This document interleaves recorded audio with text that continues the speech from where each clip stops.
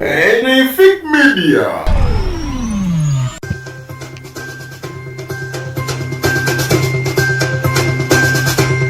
Kyaddaaki Alimpa bw'atasobodde okubeera nga yeetondera Hassan Ndugga nti taata sonyiwa g'osimya amala tosoggola akayimba k'okubye taata toyongerako kamala ate ye omukwanyi Lwasa munnamasaka omukwanyi oba amanyiddwa nga Ssaabakwanyi Lwasa kyaddaaki asobodde okukwanayo omulala ekijojjolo ngenda mukutuusaako bwino ogenda kuba nga omutegeera.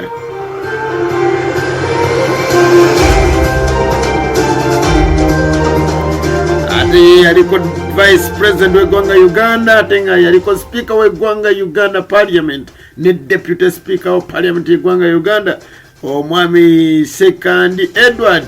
omukwana ekyamazima gumusaza bukabu ne mukyala we era bagamba nti obukulu buwoomya ttooke obwa Ssekand buwoomya mukwano.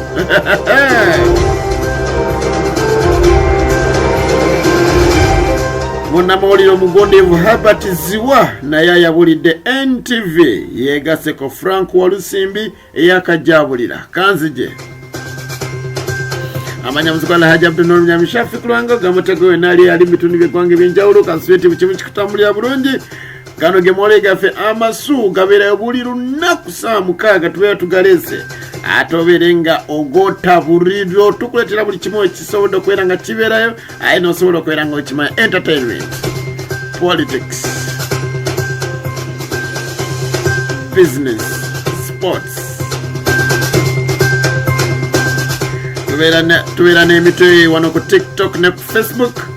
ate tubeera n'amawulire mujjuvu wano ku YouTube.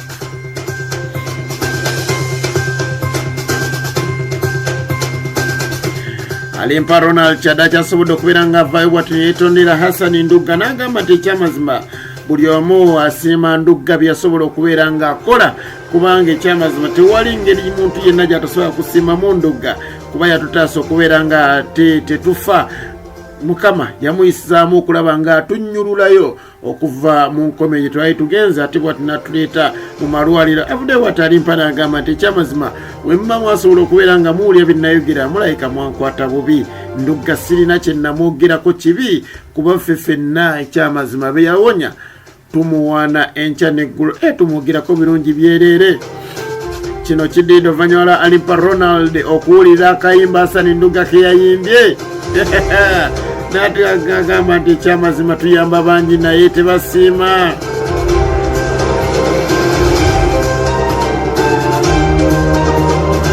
Alimpa jjukira nti yo yayinamu n'enkima era Hassan Ndugga asobola okubeera ng'agiraba bw'atyo n'avaayo n'agamba nti weba yali enkima gye naleka Alimpa sonyiwa ekyamazima nalowooza obulamu bwe businga obukulu.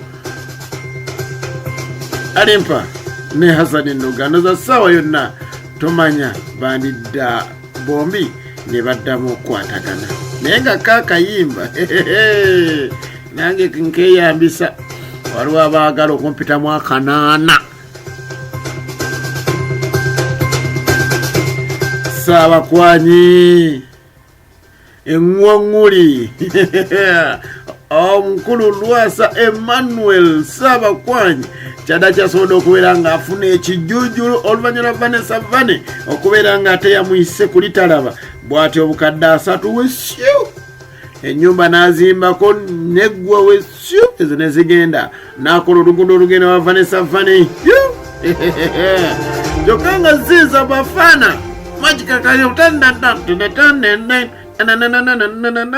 teyina na 10 kye yateekamu kiri awo kulaba nga amugjamu omwana ow'obuwala naye omukulu asobodde okubeera ng'ateekayo buli kimu tayina kyajjeeyo.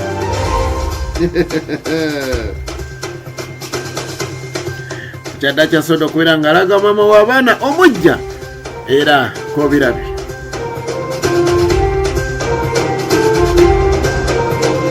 Ate ye eyaliko vice president w'eggwanga lino Uganda yaliko speaker wa parliament y'eggwanga Uganda yaliko deputy speaker wa parliament y'eggwanga Uganda yaliko omubaka wa parliament y'eggwanga Uganda n'emirimu emirala miyitirivu nnyo. Omukolo Honorable Edward Kiwanuka Ssekand I kyaddaaki kakati apepeya n'omwagala ojjukira nti gyebuvuddeko kyategerekeka nti e Masaka ewali obukubagano wakati we ne mukyala we era nga bagamba bagenda kubanga bagabanya ebyobugagga. Naye kwenjogerera kakati tulaba omukyala Margaret Ssekand I wamu ne Edward Ssekand I bali ku beach bwe banyaka soda omu n'akanywako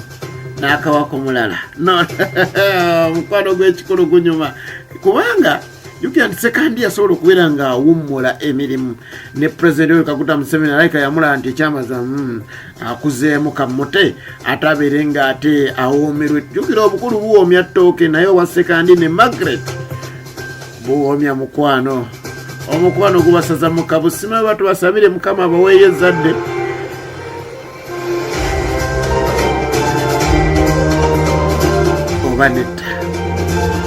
Ate ye Herbert Ziwa ono nga y'omu ku basajja engwanguli abamu ku abo babadde mu mawulire era nga muntu wayigira ku basajja abamawulire abamu ku bakyasinze okuba the best news reporters. Tosobola kubeera nga ate olekayo Herbert Ziwa ono akoledde NTV oba National Media Group NMG okumala ebbanga lya myaka 7 era siwoka wakoledde akoleddeko 93.3 KFM bwate nasobola okubeera nga kolako n'olupapula lwa Daily Monitor. Bino byonna biri wansi wa National Media Group era etwala NTV etwalira mu Spark TV nwamu n'emikutu egyo gye nsobodde okubeera nga ate nkugamba era olunaku lw'eggulo olwokubiri ngenda kuz'omwezi 11 bw'atyo yasobodde okubeera nga bw'atyo annyuka bw'atyo neyeebaza abantu neyeebaza management ya NTV okusobola okubeera nga esobodde okuba nga emuwa omukisa aye naye n'alaga ekitone kye bangi kuffe tukinoonya okulaga nti ekyamazima ekitone kyaffe kiririddawa naye ng'olina kweyiya naye watesobola okubeera nga afuna omukisa guno yasobodde okubeera nga gwebaza era nabo ne bamusiima nti webali kubeera muweereza mulungi omuntu abadde aweereza emikutu 32 ya All Popular lwa Daily Monitor Radio 93.3 KFM ate bw'atyo n'abeera ne ku NTV era bw'atyo buli omu agamba nti ekyamazima Herbert Ziwa okoze makula merere era bangi kuffe kusobola okubeera nga ate tumuyigira Herbert Ziwa ono agenda kubeera nga ate afunye omulimu ku National Building Review Board era bw'ati agenda kubeera nga akola nga communication manager era nga munnamawulire yenna ekyoba okisuubira nti aba alina kubeera nga ate adda mu public relations era byonna biba bigendera mu kuba munnange ekyo nakyo tukisoma mu journalism. Agambye nti olunaku lwaleero nsiibula newsroom ya National Media Group era Mukama Katonda abasasule mu musera kuba gye munzije wala. Ono yegase ku Frank Walusimbi era naye eyava mu newsroom ya NTV bw'ati naye nannyuka emirimu gye mu butongole. Mukama akonkomere sigadde nza muzikola hajab n'omunyami Shefi Kulanga agunde omutereka.